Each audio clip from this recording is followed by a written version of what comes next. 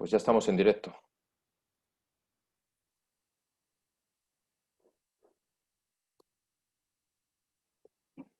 De momento estamos tú y yo.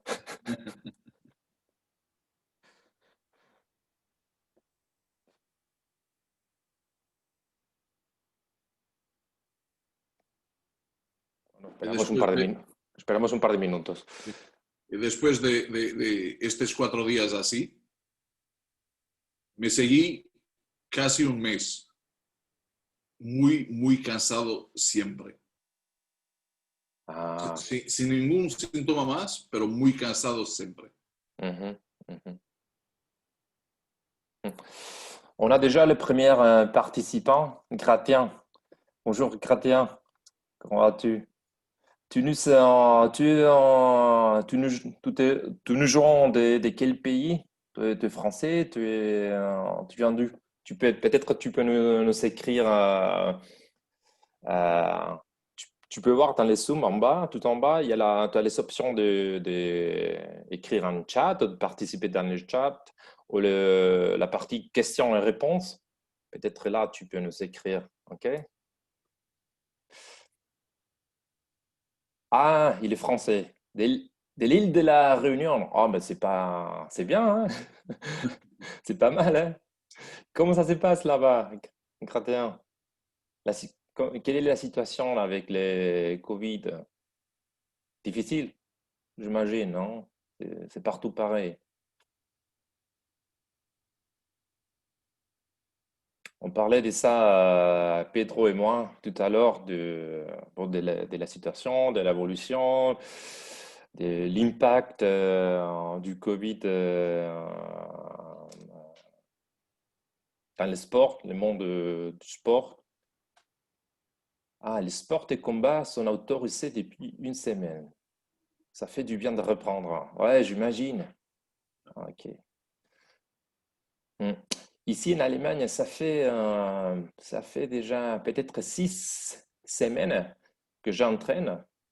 Euh, j'ai repris, comme tu disais, j'ai repris l'entraînement de lutte. La dernière fois, c'était il y a 7 ans. Euh, euh, et bon, on n'a pas de différence. En entrant l'entraînement, c'est normal, hein. C'est comme comme l'année dernière.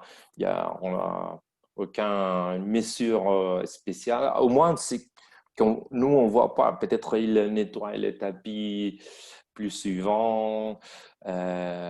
Ouais, c'est vrai qu'on voit que la porte, les fenêtres sont tout en ouvert. Au niveau contact,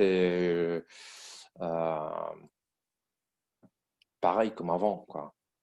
Aussi, on restait pas qu'avec une seule personne, une seule partenaire. On change je pense, ça dépend, 20 minutes, on change des partenaires pour pratiquer. Ouais. On attend quelques minutes pour voir s'il y a encore des participants qui veulent nous joindre. Et sinon, Kratin, tu vas avoir un séminaire dédié que pour toi. Je veux voir peut-être Ah ouais. Euh, Pedro, Oui, je te propose, on va voir la quantité des participants qu'on a, mais si on n'a pas un nombre assez nombreux, je pense que c'est possible de permettre les personnes de parler, quoi, et de voir très leur bien. vidéo. Comme Ouais. ça, c'est plus direct, hein. On pourra le faire. Tu es d'accord, Kratin? J'imagine. On attend encore jusqu'à 10h, 10h05. Sinon, quelle heure est-il à l'île de la Réunion, non? Quelle heure est-il? Ah, midi. Ah, ben c'est où, en fait, l'île de la Réunion? Midi, ça doit être C'est l'océan Indique? C'est où? Ça doit être, non? Ouais. C'est à droite.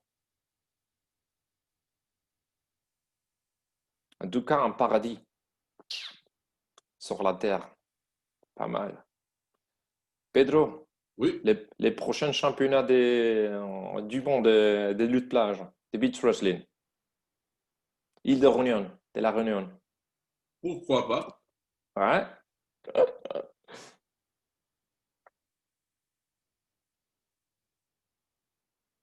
On doit avoir prochaine année une étape de Beach Wrestling World Series en France. Ok. T'as la France continentale? Oui, Ah, ok. malheureusement. Ah, ok. Et c'est où exactement? C'est déjà fixe? Autour de Nice, Côte d'Azur. Ah, ben c'est bien. Oui, c'est très Nice, bien. C'est ça, c'est pas encore fixé, mais je dirais peut-être.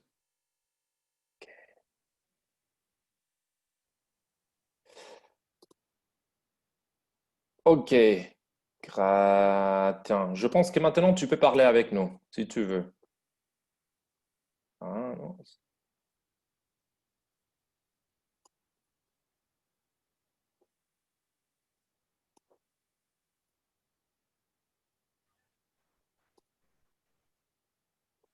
Gratin, tu es là? Oui, je vous entends. Bonjour. Ah, bonjour, comment vas-tu? Ça va, merci. C'est beaucoup mieux comme ça, non? Ouais, là, N'est-ce pas? vous avez mon audio et pas la vidéo, c'est ça, hein? Et vous m'entendez? Oui. Hein, Non, mais c'est juste pour savoir, il n'y a pas de souci pour moi. L'audio, c'est très ben, bien. je suis pas sûr. Tu as essayé de déactiver ton vidéo? Non, non, j'ai pas activé ma vidéo, mais c'est bon comme ça, hein, si vous voulez que l'audio. Alors attends, je vais Oh non, regarder. mais tu peux Alors, l'activer, ouais, bien sûr. comment on fait Ah, il y a une autre personne, Jean Lecomte. comment on fait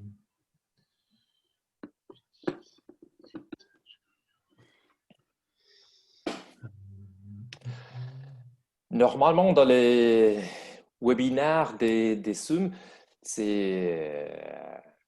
vous êtes bon, l'image, les vidéos et l'audio, c'est limité aux panélistes, aux personnes qui présentent, quoi. Bien sûr. Euh, Parce que c'est pensé pour une grande quantité de participants. Des fois, on a 150 participants et là, si chaque personne a les microphones ouverts, des fois, c'est bordélique. Oui, bien sûr. Et voilà, mais si on est… Maintenant, on est qui 4 personnes, on peut faire… on fait comme ça. Il y a Jean Lecomte. Ah, Jean Lecomte, il vient de quitter, je sais pas. C'est 10h06. Petro, si tu veux, On peut on commencer. commence. Ouais, Je garde s'il y a quelqu'un qui joint, je ferai la même chose. Je vais activer ou débloquer les personnes pour qu'ils ils puissent parler. OK? Et voilà.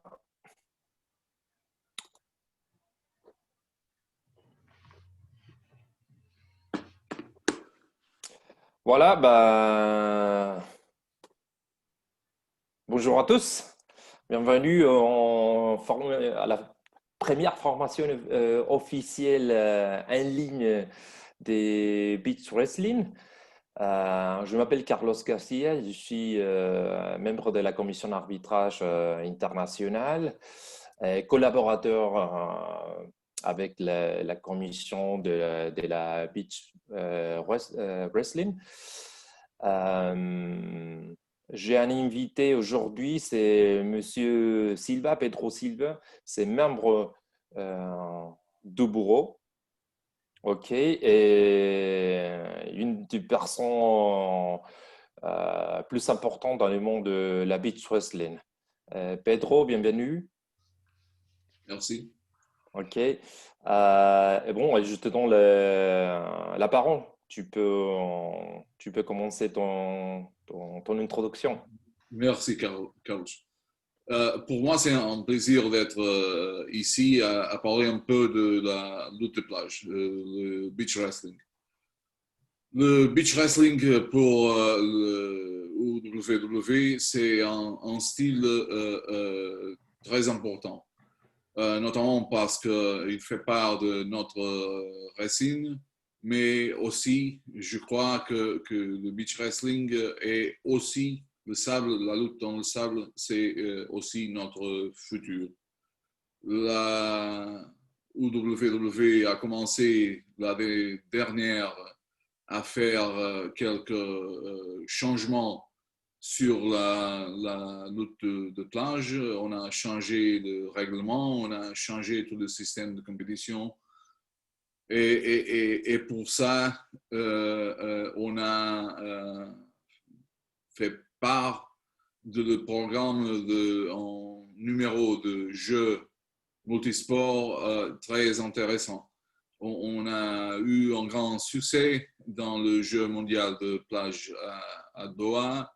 On fait part du programme du prochain jeu olympique de la jeunesse au Sénégal. Pas encore en 2022, mais maintenant en 2026. Et le futur pour la beach wrestling, c'est très intéressant. Je vais demander à Carlos pour passer le slide. La beach wrestling a une atmosphère très plus légère, plus jeune, plus dynamique que le style olympique. Et on a profité de sa atmosphère pour promotionner notre sport et notre fédération. Exactement quel changement on a fait?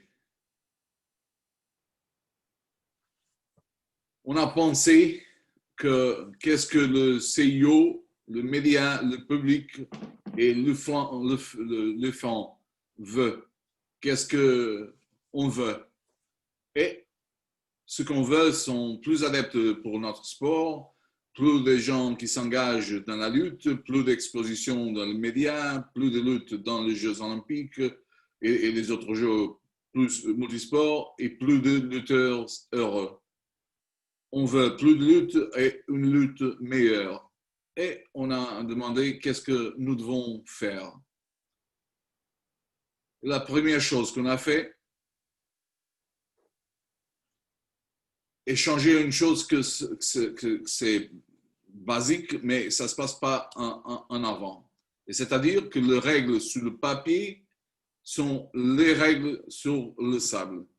Ce qui est écrit, c'est ce que va être appliqué sur le sable. Et pour que ça se passe, on a besoin de quoi? Est-ce que tu peux changer, Carlos? Merci. On a créé des règles faites pour que tout le monde comprenne immédiatement. On a vu ça dans les jeux, mais aussi dans des étapes de la Beach Wrestling World Series. Même les spectateurs candides qui sont à la plage pour faire du tourisme, ils viennent regarder la lutte, ils sans aucune explication. Après 1 minute, 2 minutes, il comprend les règles et il comprend les sports. En même temps, on veut une règle que c'est amical pour le spectateur, dynamique, pas de moment ennuyeux et pas d'arrêt dans le combat pour maintenir l'attention du spectateur. Et aucune place à l'interprétation ou la subjectivité. Fondamentalement, rester simple et moins et plus. On a aussi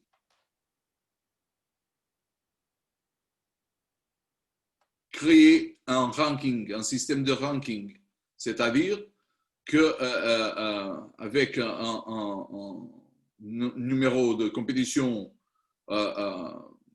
pendant toute l'année, on peut créer un peu une histoire, on peut créer une narrative qui appelle au intérêt de l'enfant, mais aussi permet de créer un intérêt du pays des athlètes à la participation. C'est-à-dire, le champion du monde de lutte de plage, ce n'est pas le lutteur ou la lutteuse qui est le vainqueur d'une seule compétition, mais au contraire, il est ou elle est le lutteur qui a plus de points de ranking au fin de l'année. C'est-à-dire, on peut regarder un exemple dans le prochain slide le tableau de points.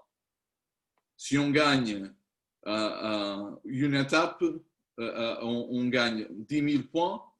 Si on est deuxième, on gagne 8 000 points.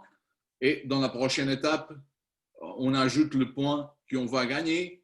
Et ça se passe dans toutes les étapes. Et après, on a une finale où les points sont bonifiés. C'est-à-dire, si on a 3 étapes, la finale, la ponctuation sera 3 fois en plus. Si on a 4 fois en plus, et dans cette logique, pour avoir jusqu'à la finale l'intérêt et la curiosité de savoir qui va gagner. Personne est le champion avant la finale, mais tu ne peux pas aller seulement à la finale et devenir champion. Prochaine. Merci, Carlos. Comment pouvons-nous savoir que cela a fonctionné? Bon, on a analysé les données au fond de 2019 et on a comparé entre les 2 ensembles de règles. C'est un nouveau ensemble qu'on va parler ici aujourd'hui et l'ancien. Et les données montrent qu'il a eu des améliorations sur les indicateurs significatifs, notamment le principal, le nombre de points par match, qui a augmenté beaucoup. Après, il y a une évaluation subjective, ce qu'on appelle le facteur wow. C'est-à-dire le numéro de situation dans chaque compétition qu'on a une réaction comme ça de spectateur, que du moment à l'autre, sans que ça se respecte, il y a une action spectaculaire et l'audience réagit avec « oh ». Une autre chose qu'on appelle l'ambiance Rocky, c'est-à-dire jusqu'au dernier moment, chaque lutteur peut gagner. Le premier à faire 3 points est le vainqueur. Et si je vais mettre les 2 de mon adversaire à le sable, je fais 3 points. Donc, à chaque moment, on peut avoir un vainqueur. Ce n'est pas comme le foot que si je gagne 8-0 et manque 3 minutes pour la finale, les matchs sont finis. Si l'autre équipe fait un goal, le meilleur but du monde, ça va rester 8-1. Ouais. Et ici, dans la lutte, jusqu'au dernier moment, le vainqueur n'est pas défini. On a évalué aussi la réaction de la famille de la lutte, ceux qui ont participé au World Tennis et ceux qui n'ont pas participé, mais ont démontré beaucoup d'intérêt de participer au futur, et aussi la réaction extérieure au public et à groupe de discussion, et tous ces facteurs ont été évalués comme très positifs. Prochaine slide, Carlos. Merci.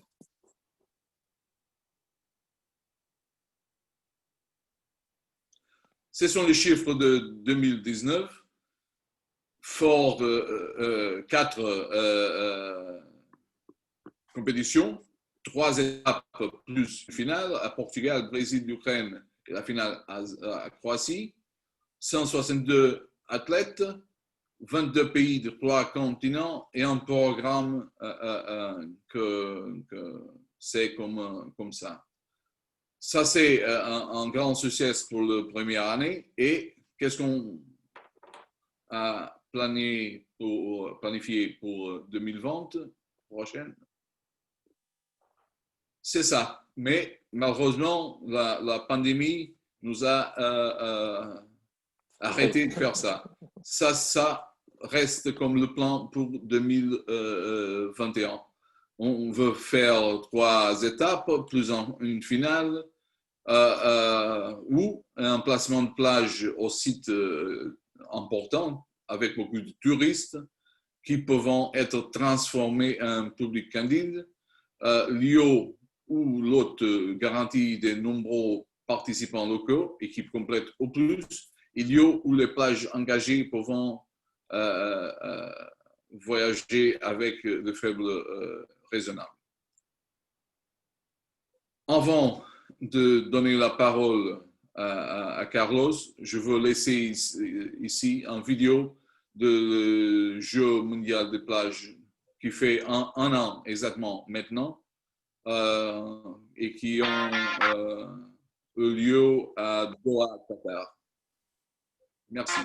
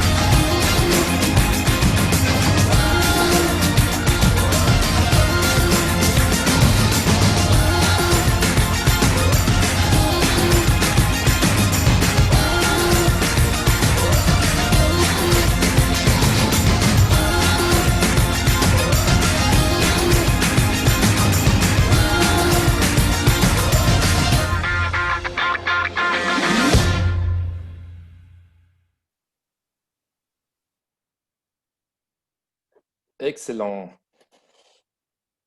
Bien, merci Pedro. Hop. Voilà, voilà.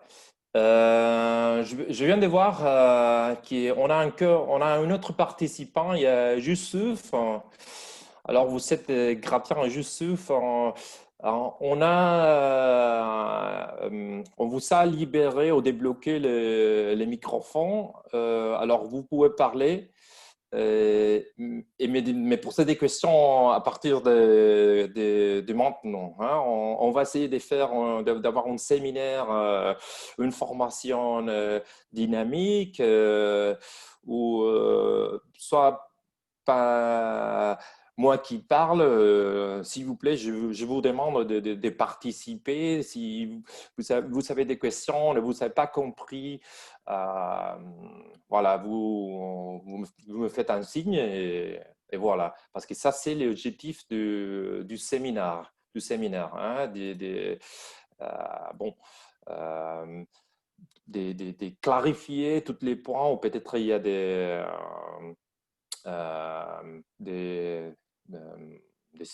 situations qui ne sont pas encore comprises. Même avant de commencer, juste une petite remarque. Je pense que c'est les grands accès de cette discipline des luttes. C'est comme Pedro il disait, c'est les règles. Sont des règles très, très simples. Elles sont faites pas pour des experts, hein, pour les experts. C'est plutôt aussi, sont faites pour, même pour les personnes qui se baladent sur la plage, hein, qui regardent la compétition, qui ne connaissent pas la lutte, pas du tout, et qui, après avoir regardé 10 minutes, ils sont capables de suivre la compétition, de comprendre que celui qui gagne, c'est là qui perd. Hein, ok. Et moi, je pense que ça, c'est un atout, une caractéristique assez positive et important pour les succès de cette discipline. Puis ça, on va commencer avec la formation. Voici les objectifs pour aujourd'hui. On va parler du système de compétition de la beach wrestling. C'est un système de compétition assez particulier, mais aussi très facile à comprendre. Puis on va voir les critères de classification. Après, on va voir, on a pas mal des vidéos pour réviser l'évaluation correcte des actions techniques. Et puis à la fin, tout à la fin, des situations spéciales. Comme on est que 4 personnes, tout à la fin, on avait prévu 15 minutes de questions-réponses, mais on va les faire pendant la formation. Ok. Alors, je vous invite à poser vos questions tout le temps. Voilà, d'abord, les catégories des poids et des âges. Voilà, pour les seniors, ce sont des lutteurs, des lutteuses qui ont 20 ans et plus. Ceux qui sont 18 ans, il faut qu'ils portent le certificat médical. Voici les catégories des poids, très simple. Ok, il n'y a que 4 catégories des poids. Ça, c'est important. Une fédération nationale peut inscrire un maximum de 3 athlètes par catégorie des poids. Ok, normalement, dans la lutte olympique, dans un championnat du monde, ils sont limités à une personne. Ici, on permet jusqu'à 3 personnes. Ça, c'est pour les seniors, et ça, c'est pour les cadets et pour le junior. Là, je vois qu'il y a une petite erreur. Il y a une petite erreur. Les juniors sont des 17 ans. OK. Ça, c'est une erreur. OK. Et ça aussi. Ça, c'est des 17 ans avec du certificat médical. Je vais le corriger tout de suite. Ah, pardon. Et ça, c'est une erreur de ma part. Parce que hier, je fais un copy-paste ici. OK. Voilà. Ça, c'est les catégories des poids. Système de compétition. Tirage au sort. La première différence avec la lutte olympique. En principe, dans la beach wrestling, on n'a pas du tirage au sort. Pourquoi? Parce qu'on utilise ce que Pedro présentait tout à l'heure, ce système des rankings de le Beach Wrestling World Series. OK? On suit le World Series et on prend le tableau avec les rangs de tous les participants et selon le rang, on organise les groupes de les groupes de lutteurs. OK? Mais qu'est-ce qui se passe avec ces lutteurs qui n'ont pas participé dans le World Series? Bah, pour eux, évidemment, on va faire un tirage au sort. Et ces lutteurs seront placés dans la liste qui suivent le rang. Ils seront placés en bas, tout en bas. OK. Le système de compétition est très simple et basé sur l'idée des les tournois nordiques ou la lutte de tous contre tous. OK. OK. D'abord, si on a 5 lutteurs, au moins de 5 lutteurs, facile. On fait tous contre tous. OK. Les 5 lutteurs, Chaque lutteur va devoir lutter contre contre le 4 qui reste. OK? Et pareil avec les autres. Si on a, à partir de là, des 6 lutteurs, l'idée, c'est toujours de former des groupes de 4 athlètes aux 3 en cas d'avoir 7 lutteurs. OK? Et on forme des groupes des 4 athlètes en fonction d'un système des têtes de série, hein, très similaire avec les systèmes qu'on voit dans les tennis. Okay? Et chaque groupe, et c'est important, chaque groupe va disputer le système nordique, hein, les tournois nordiques de tous contre tous. Okay? Ne vous inquiétez, on va voir après, j'ai plusieurs exemples plus visuels qui facilitent la compréhension. Dans la lutte, dans la beach wrestling, on parle toujours de le nombre idéal des lutteurs. Voici ce qu'on appelle le nombre idéal. 8, 12, 16, 20 ou 24. On a fixé les limites à 24. Je vous explique. Pourquoi on parle de ces nombres idéaux? Parce que si le système de compétition est pensé pour former des groupes de 4 personnes. OK? Alors, on a 4, après on a 8. Si on ajoute encore 4, on aura 12. Si on ajoute encore 4, on a 16. Et voilà. Et puis, on l'a limité jusqu'à 24. Okay? Le maximum pour avoir des systèmes de groupes, c'est 24. Et qu'est-ce qui se passe si on a plus de 24 lutteurs? Que ceux lutteurs qui sont placés avec les rangs plus bas, OK, ils vont participer dans un système de des matchs d'élimination directe, knockout, pour réduire le nombre de participants jusqu'à 24. Encore. Et puis, très important, on travaille avec ces systèmes de groupes des 4 athlètes, sont le meilleur de chaque groupe qui vont avancer dans la compétition, qui vont passer dans les rondes suivantes. Voici ce que je vous avançais tout à l'heure. L'exemple des 16 lutteurs. Voyez. On a 4 groupes, A, B, C, D, et ici, 4 lutteurs dans chacun. Okay? Vous voyez l'ordre, qu'est-ce qu'on fait? C'est qu'on parlait des systèmes des têtes de série. Okay?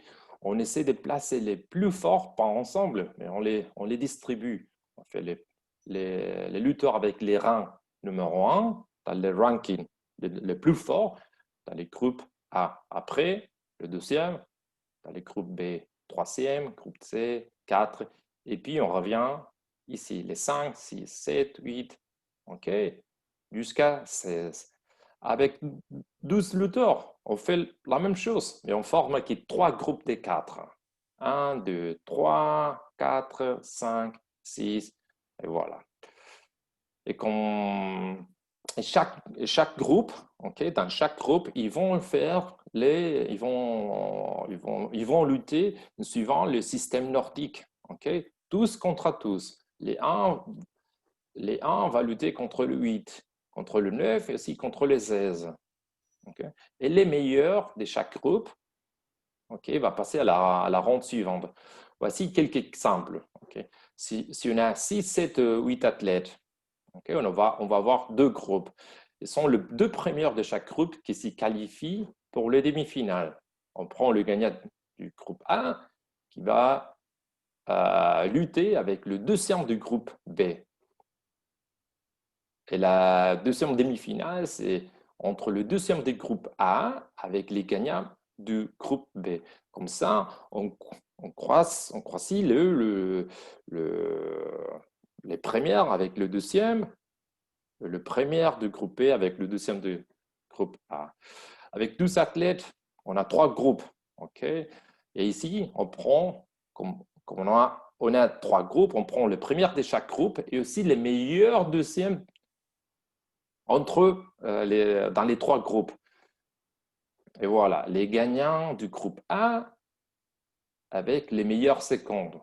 Okay. Pensez la logique des seins. Les gagnants du groupe A. Dans les groupes A, c'était placé les lutteurs qui avaient les rangs, qui étaient dans les rankings, les numéros 1. C'est pour ça, on suit toujours cette logique de placer les plus forts avec les moins forts. C'est pour ça qu'on a pris pour les demi-finales, les gagnants de cette groupe, on les met avec les meilleures secondes. Et puis, les gagnants des groupes C avec les groupes B. Avec 16, 20, 24 athlètes, c'est pareil. C'est toujours les meilleurs lutteurs, les gagnants de ces groupes qui vont passer. Des fois, ça sera que les premières, et des fois, sont les 2 premières. Ça dépend si on a 4 groupes, 5 groupes, 6 groupes. Si on a de plus de 24 athlètes, comme je vous avançais, il faut organiser d'abord cette épreuve qualificative d'élimination directe pour arriver à ce nombre idéal de 24 lutteurs. Jusqu'à là, Gratien et Youssouf, vous avez compris? Vous avez des questions? Sinon, je continue. OK. OK. Alors, on est dans les groupes. OK. On a dit chaque groupe fonctionne avec le système nordique. OK. Alors, c'est qui? Comment on arrive à avoir la classification finale? Voilà. La classification finale se base sur le nombre de victoires. Alors, c'est le lutteur qui gagne le plus des combats, des matchs, c'est les premières. Okay? Qu'est-ce qui se passe s'il y a 2 lutteurs, plus de 2 lutteurs qui ont le même nombre de victoires? Qu'est-ce qui se passe en cas d'égalité à victoire? On a 2 options. Okay? S'il n'y a que 2 athlètes qui ont le même nombre de victoires, on regarde leur confrontation directe. OK? Si moi et Pedro, on a gagné 2 matchs, okay, le même, mais moi j'ai perdu contre Pedro, c'est lui qui sera devant moi dans la classification finale. Mais qu'est-ce qui se passe s'il y a plus de 2 athlètes avec le même nombre de victoires? Pour savoir, pour la classification finale, on va suivre ces critères. OK? Et voilà, les premiers points à suivre, c'est les plus des points des classements. On verra tout à l'heure qui sont les points des classements. Les deuxièmes critères, ça veut dire s'il y a quelqu'un qui a plus de classements que le reste, voilà, on a déjà quelqu'un qui sera devant nous. Okay? Après, on va regarder les plus de points techniques marqués. Les critères suivants, si toujours il y a égalité, les moins des points techniques donnés. Si on continue, les poids des athlètes. Et comme dernier critère, les ranks, les numéros, les ranks, les rankings, aucun les lutteurs n'étaient pas dans les rankings, les numéros de tirage au sort les plus bas. OK. Comme ça, on a déjà une classification dans les groupes. Youssouf Kratien, question? OK. Youssouf, il a quitté. Kratien, tu es toujours là, non? Ah, mais est-ce que tu peux... Là, vous m'entendez? Tu nous entends? Oui. Tu as des questions? Non, pour l'instant, non. Tout était très clair sur la partie des règles et de l'organisation de la compétition, donc tout va bien pour moi. Ok.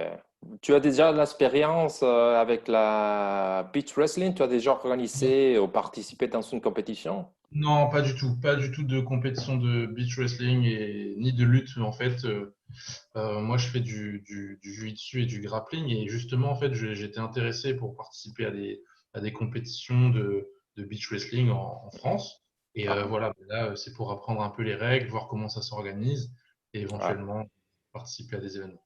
Voilà. Ok, très bien, très bien. Euh, c'est mon opinion personnelle, hein, mais je suis persuadé que cet sport, que cette discipline va augmenter très rapidement. Il y a beaucoup des caractéristiques qui soutiennent cette pensée. C'est la facilité des règles, l'attractivité d'une sport sur la plage, euh, la, la, la limitation réduite des investissements pour l'entraînement, pour l'organisation de la compétition. Je pense que ça va monter très, très rapidement. OK. OK, on continue. Les corps d'arbitrage. Voilà. Ici, c'est très facile. Si on compare avec la lutte olympique, ici, c'est beaucoup plus facile. On a qu'un arbitre central, et cet arbitre central, on ne va pas dire que c'est le chef du match, mais c'est l'autorité la plus importante. C'est son opinion prévaut sur l'opinion de l'autre arbitre qui travaille, qui c'est les secrétaires techniques. Les secrétaires techniques, c'est quelqu'un qui est, bon, c'est la personne qui est assise à table et qui annote les points que l'arbitre central et, euh, il montre. C'est vrai qu'il y a des fois, il y a les actions peut-être sont pas claires, ou peut-être si les secrétaires techniques ils pensent que l'évaluation de l'arbitre n'était pas correcte, il peut faire une petite consultation, il arrête les matchs, il fait une petite consultation très rapide pour demander à l'arbitre à réfléchir encore une fois avec l'information qu'il les donne. Okay? Mais c'est l'arbitre central, l'autorité et la figure la plus importante.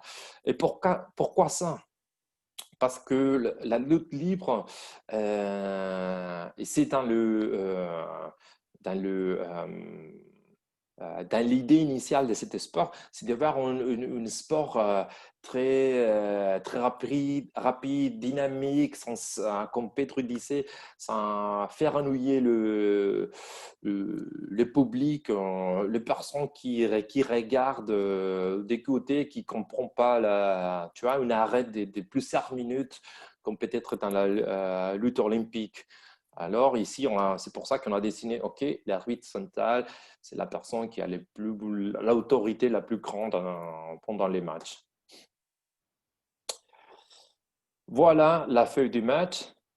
OK, très simple. La part supérieure et la part inférieure, je le coupe en deux pour les montrer plus grand. Ici, on met les points. OK. Tu, tu vois qu'on n'a pas on n'a pas les couleurs rouge, le bleu des athlètes. En fait, on donne déjà presque une liberté absolue pour l'équipation, pour la tenue des athlètes. OK? Mais pour la télévision, on fait cette différence. Le blanc et les noirs. Comme je disais, ici, on va marquer les points. Ici, le point total du match. Et là, c'est les points de classification. Qu'est-ce que c'est les points de classification? Voilà, ici, c'est marqué. Ce sont les points de classification. 4-0, 4-1, voilà. 4-0, on donne 4 s'il y a une victoire avec une prise de 3 points. OK? Et l'adversaire, il n'a fait pas de points. OK? Alors, 3-0, prise action technique de 3 points. Athlète noir 0, 3-0 et ici 4-0. Si jamais le lutteur noir fait un point, peut-être le premier qui a fait, c'est lui qui a fait les points, 1, et après le blanc, 3 points. On finit avec supériorité technique, 4-1. Point de classification. Ça, c'est, on ne va pas perdre beaucoup de temps avec ça. C'est juste une transformation. On transforme les points techniques en points, ou la victoire, ou les résultats finaux du match en points de classification qu'on utilise, comme on a vu tout à l'heure, pour définir la classification finale du groupe. OK? Si tu te rappelles, s'il y avait en cas d'égalité, en nombre de matchs, il faut les suivre plusieurs critères. Voilà, un de ces critères, les premiers de ces critères sont les points de classification. Et voilà, on va commencer avec l'évaluation des points, des actions techniques. Un point. On va donner un point au lutteur. On va le lire, c'est plus facile. Au lutteur qui parvient à faire toucher le sable à son adversaire avec une partie de son corps autre que ses mains. Qu'est-ce que ça veut dire? Ça veut dire que tu peux placer tes mains, 1 ou 2, sur le sable. Et ça, c'est permis. Mais au moment que tu touches la sable avec une autre partie de ton corps, comme normal général, tu vas perdre un point. Okay. Aussi, si tu sors de la zone des combats, le lutteur qui parvient à sortir une partie de son corps, de son adversaire, de la zone des combats, si tu fais sortir ton adversaire de la zone des combats, tu gagnes un point. Très important avec les rubans, le pied peut sortir au-dessus du ruban, au-dessus le ruban, ça arrive des fois parce qu'on est les rubans, il n'est pas fixé sur c'est difficile dans la sable de fixer les rubans et des fois ça arrive que les pieds du lutteur s'est mis sur le ruban et on voit clairement qu'il est sorti, que le ruban est par là et les pieds déjà de l'autre côté. Et ça, on le considère aussi une sortie et qu'il faudra évaluer avec un point. Aussi, les lutteurs qui reçoivent un avertissement pour avoir réalisé une technique illégale ou des actions de brutalité, par exemple, sera pénalisé avec un point. Et aussi, et ça c'est très important, le lutteur attaquant, et seulement les lutteurs attaquants, pourra poser un seul genou de lutteur attaquant sur la sable, okay, dans l'exécution de son action technique. Okay. Mais on va les permettre ça, mettre le genou, tant que cette action termine par une chute ou une projection. Ça veut dire, je peux me permettre, comme lutteur attaquant, de poser mon genou sur la table, ok, autant que j'ai fini mon action avec une projection. Si je fais que pousser, mettre mon adversaire dehors la zone de combat, même si je mis mon adversaire dehors, je vais perdre un point parce que moi, j'ai touché d'abord avec les genoux par terre. Alors, il faut finir, si on touche avec les genoux, un seul genou, il faut finir par une action technique. Il faut que le lutteur, que l'adversaire tombe par terre. Et voilà, ça c'est on a parlé de la remarque 1. Voilà, et la deuxième chose, l'action doit être dynamique. Si tu mets le genou par terre, ça doit être une action rapide et et la même action. Si tout change d'action, si tout change de prise, on ne va pas évaluer l'action. OK? Il faut qu'il soit dynamique, rapide et la même action. Voilà. On va voir des vidéos. Peut-être c'est plus facile. Première vidéo. Le lutteur bleu pousse, pousse, et voilà, tu vois ici que le lutteur rouge avait mis un pied dehors la zone de combat. Facile, un point. Un point pour le lutteur, pour ce lutteur.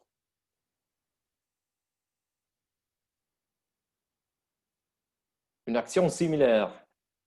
Un lutteur qui prend la jambe de lutteur, les contrôle et les déplace vers l'extérieur de la zone de combat. Ça suffit pour gagner un point, pour sortir du zone de combat.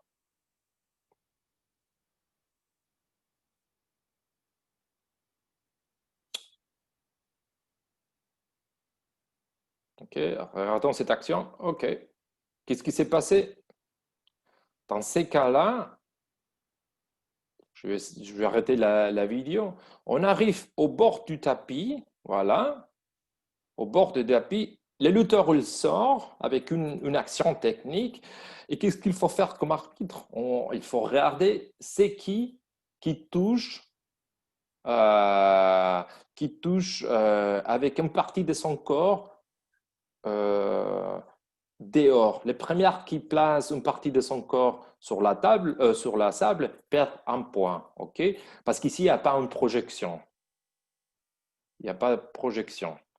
Alors, il faut toujours, dans une situation, même si c'est difficile, c'est vrai que c'est difficile de voir, des fois de percevoir qui est le lutteur qui place d'abord la main, ok? Il faut toujours, dans une situation similaire à ça, comme ça, il y a toujours un point, soit pour un lutteur ou pour l'autre. Et comme l'arbitre a la responsabilité, l'obligation de décider si c'est pour un lutteur et pour l'autre. Une autre action d'un point. Voilà, si c'est si simple que ça, hein, une action technique, la lutteuse rouge fait un déséquilibre et oblige à la lutteuse bleue à mettre, à aller par terre. Voilà. C'est la première qui va par terre, alors elle perd un point.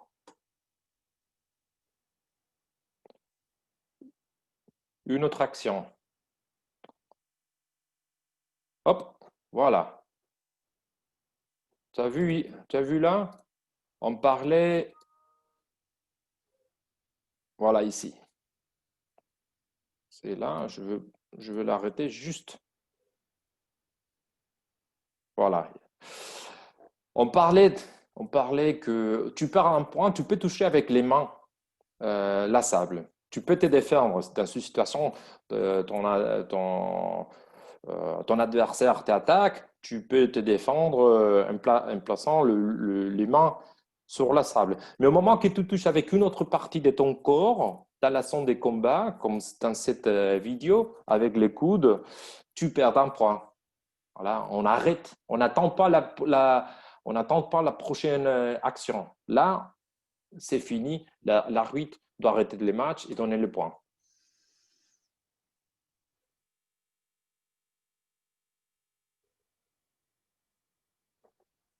OK. Encore une fois, hop, tu vois, il y a le lutteur attaquant qui met un seul genou, hein. Il faut se rappeler un seul genou. On permet qu'il y ait un seul genou. Si jamais on met deux genoux, tu perds un point, ok? Et puis, il continue son action et il y a une tombée, ok? Il y a une action technique. C'est pour ça qu'on évalue l'action avec un point. Hop, pardon, je reviens. Je vais voir cette vidéo-là. Parce qu'il y a, regarde.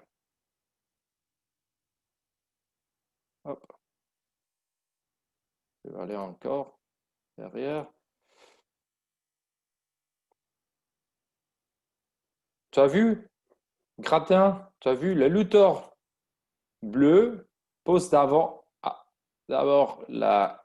les genoux droite, après le gauche, et ça, on le permet pas. OK? On permet de placer un seul genou sur le sable. Au moment que tu places deux, tu as perdu un point.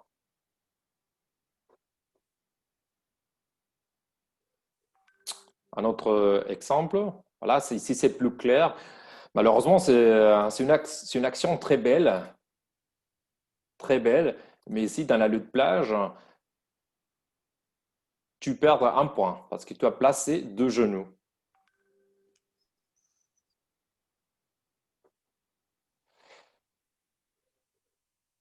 Et voilà, c'est qu'on parlait tout à l'heure, avertissement. Si jamais un lutteur est pénalisé avec l'avertissement, c'est c'est la manière de montrer l'avertissement. Tu mets les bras de la même manière que le fait l'arbitre, avec toujours du côté. Tu donnes, si tu avertis cette lutteur-là, tu vas mettre la main comme ça. Si tu avertis l'autre lutteur, c'est la main droite que tu vas déplacer, tu vas mettre en horizontal. Et pareil pour les points. Si tu vas donner des points, tu lèves les bras du lutteur qui est dans ces côtés-là. OK? Et voilà, avec les avertissements, tu perds aussi un point.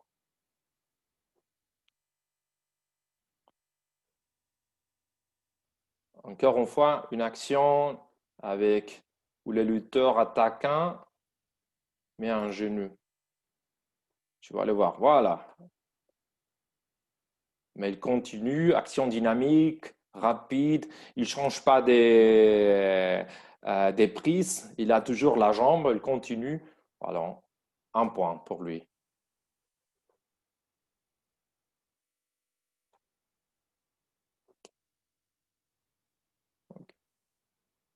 Et ici, tu peux voir la différence. OK? Il met le genou par terre. Il attaque sur la jambe. Mais qu'est-ce qu'il fait? Tu vois, il change de jambe, attaque en jambe, à la ceinture. Et il exécute une action différente. OK? Dans ces cas-là, c'est ce lutteur-là, l'attaquant, qui perd les points. OK? Parce qu'il a changé d'action.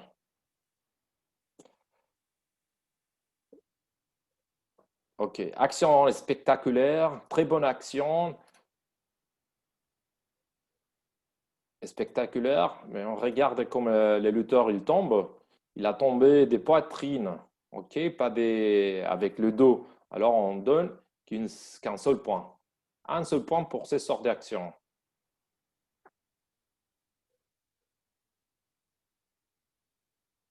Pardon, ça on l'a vu, ça on l'a vu,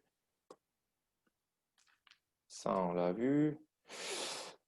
Et voilà, on va parler des 3 points parce qu'on a que ça. On a soit on donne un point, on donne 3 points. D'abord, dire que si on donne 3 points, s'il y a une action des 3 points, les matchs est fini.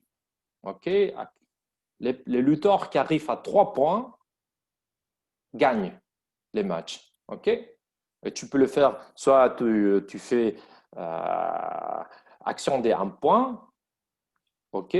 Ou tu exécutes l'action des 3 points tout au début. Tu peux faire aussi 1 point, 2 points, et puis l'action des 3 points. En total, tu auras 5 points techniques. Et de manière générale, le lutteur qui projette son adversaire et les fait tomber sur les deux reçoit 3 points. Des fois, ça arrive, le lutteur qui tombe, le lutteur attaqué, tombe sur le côté et roule immédiatement sur les épaules.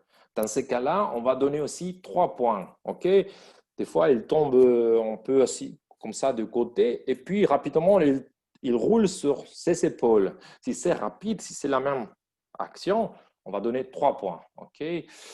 Aussi, je ne suis pas chrétien si tu connais la signification des positions de danger en lutte olympique. Dans la beach wrestling, il n'y a pas de position de danger. Ça veut dire que le dos, pour donner les 3 points, les dos doivent toucher les sables. Si les deux a une position de moins de 90 degrés contre les sols, ok, les sables, c'est pas suffit pour donner 3 points. Okay? Même si un lutteur, je te dis parce qu'un lutte olympique, ça suffit.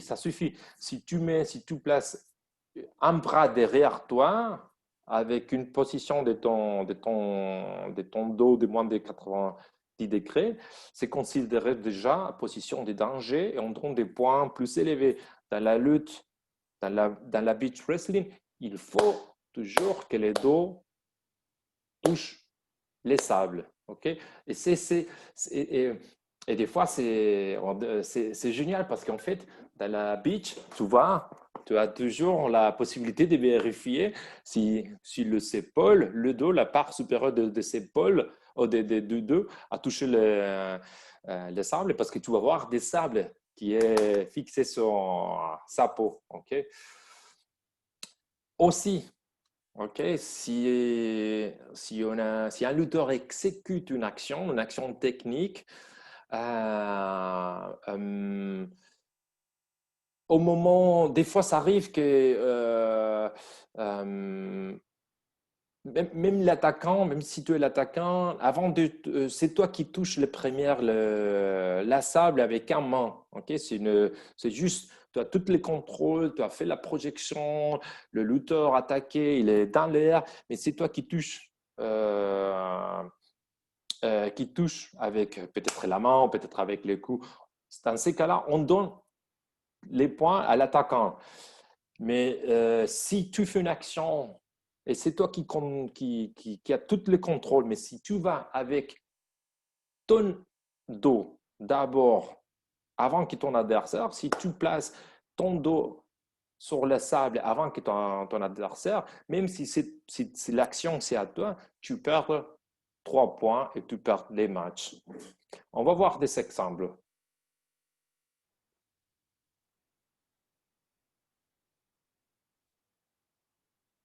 OK. Et,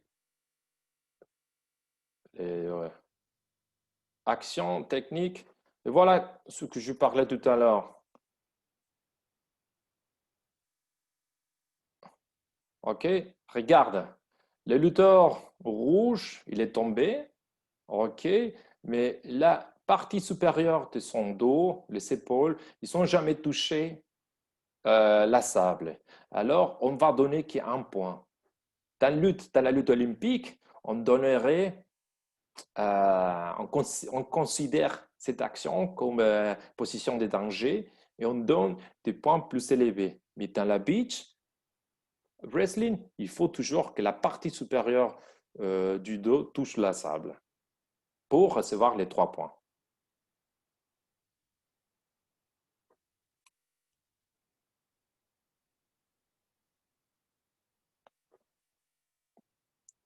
Voilà.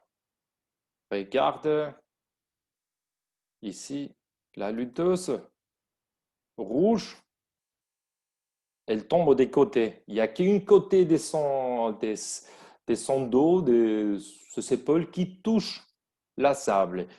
Il faut que les deux épaules touchent la sable, okay? Les omoplates.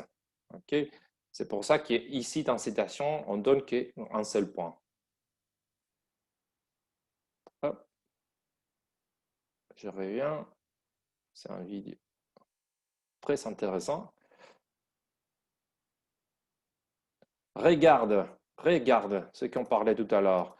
C'est le bleu qui a les contrôles, qui qui arrache son opponent et qui les projette. Mais c'est qui tombe d'abord avec le 2, les noirs. Alors, les lutteurs, ces lutteurs-là qui s'élèvent, qui perdent les 3 points parce que c'est lui qui a placé son dos avant que son adversaire. Même si c'est l'attaquant, il a perdu 3 points et il perd le match. Okay? Alors, il faut bien comprendre cette logique spécialement pour ces lutteurs qui viennent de la lutte olympique. Okay? Dans la lutte olympique, c'est lui qui gagne les points. Ici, ils perdent parce que c'est les premières qui touchent la sable qui perd le point.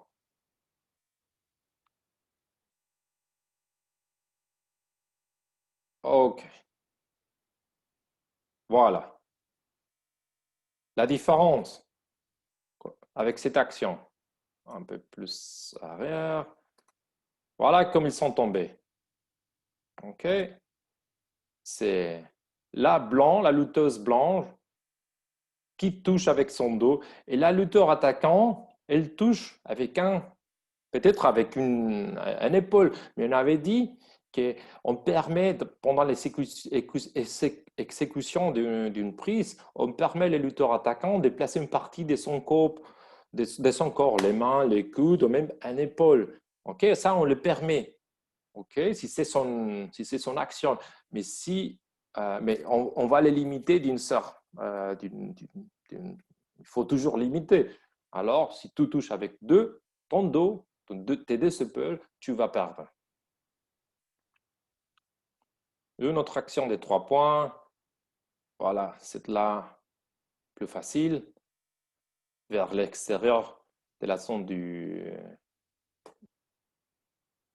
combat. Voilà, c'est ça qu'on parlait tout à l'heure. Regarde, c'est la lutteuse qui tombe, qui tombe pas directement sur les deux, mais qui roule sur ses épaules. Ça, on accepte aussi et on donne les 3 points.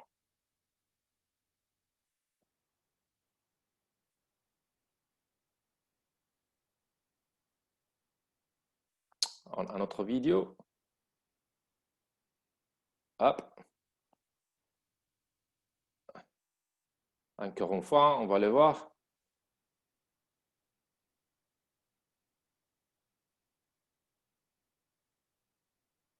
OK.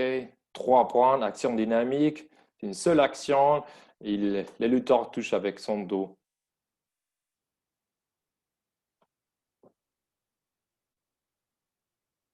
OK, pareil. OK. Tu vois qu'ici, les lutteurs avec les maillots noirs touchent d'abord avec son genou. Mais en fait, c'est une seule action, hein, initiée en position de but. Ah, pardon, c'est une seule action, tu vas voir. C'est une prise, mouvement, et voilà. Ça, on le considère comme une seule action et on donne les 3 points.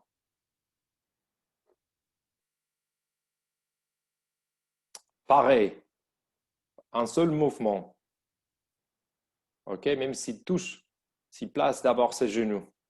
OK, elle roule sur ses épaules, on donne les 3 points.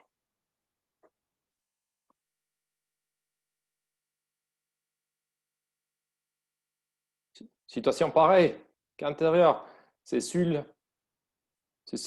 l'attaquant qui projette, OK, mais qui reste dessus avec son dos sur la sable. Il perd 3 points. On va parler des situations spéciales. La, la disqualification. OK. On a une action technique. Je te la remets, comme ça tu peux la voir. OK. Le match va 2-1. il n'est pas d'accord avec l'arbitre. Ces points-là fait gagner au lutteur blanc 3-1.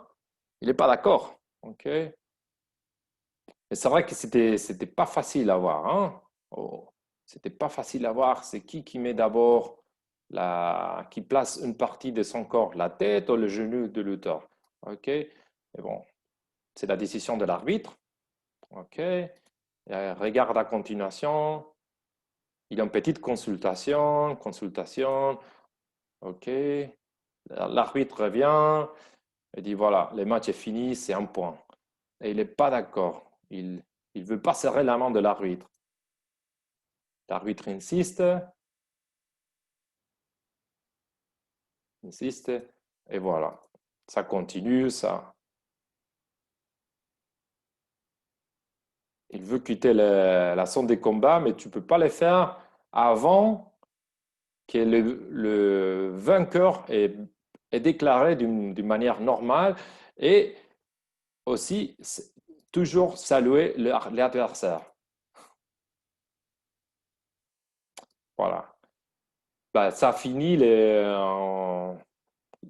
cette situation finit avec la disqualification de l'auteur avec les maillots bleus.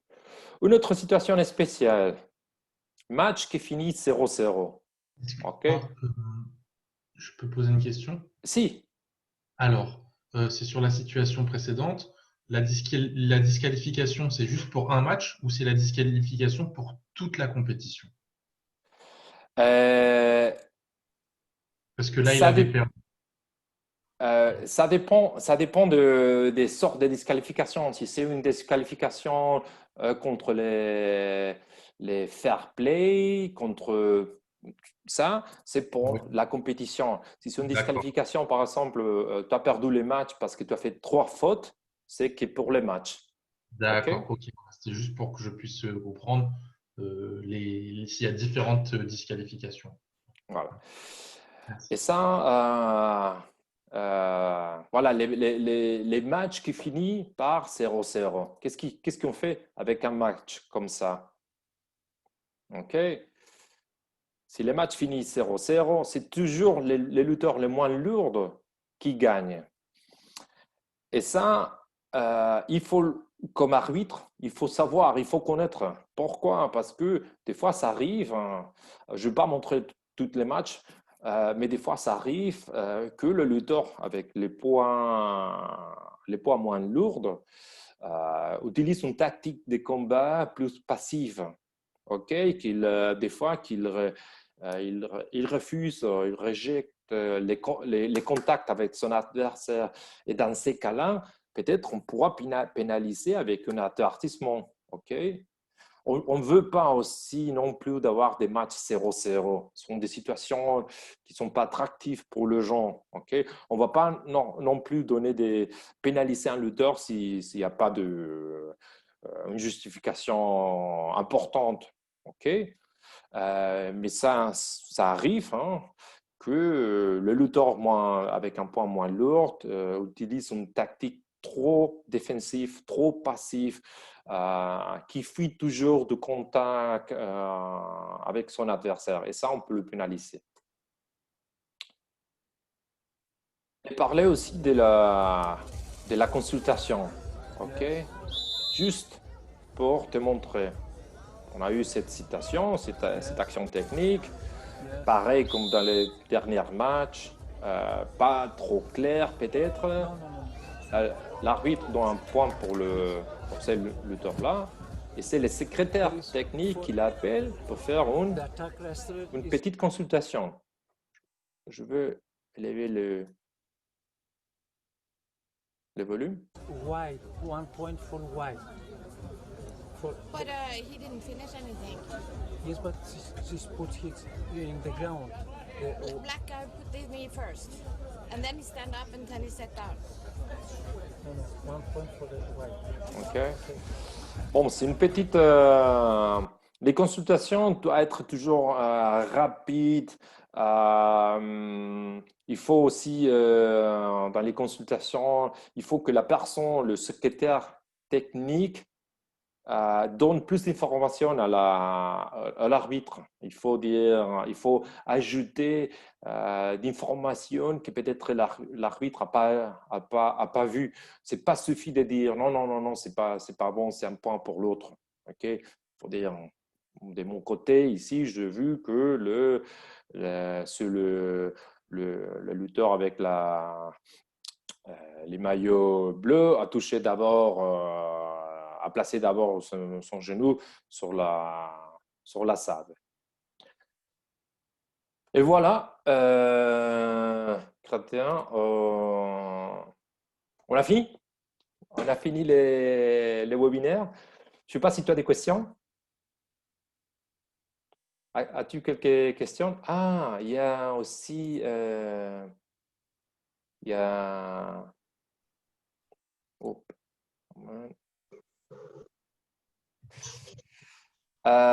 Mohamed, mon ami, tu m'entends? Tu m'entends? Voilà, Chrétien, oui, je t'entends. je t'entends pas trop bien, Mohamed. Je viens de voir que, je ne sais pas si ça fait longtemps que tu suives les séminaires en ligne. On vient de finir. Exactement. Ça fait 1 heure de temps que je suis le séminaire et je suis tombé là-dessus.